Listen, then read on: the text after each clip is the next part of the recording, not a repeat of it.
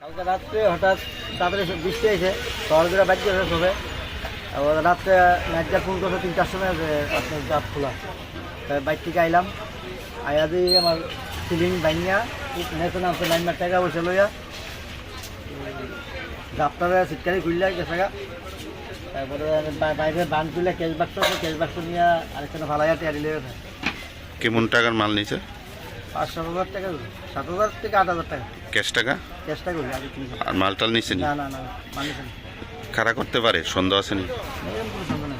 এটা কি নেশাগ্রস্ত যুবকরা এরকম করতে পারে? মোটামুটি কয়টা দোকান হয়েছে বাজারে? 4-5টা তো উনতাছি, কেউ পান করছে, কেউ টেয়া নিছে, কেউ ক্যাশ ভাঙছে। এটা কোন বাজার? New market. এই দোকানের মালিকের নাম কি? প্রদীপ সাহা। এটা কি দোকান?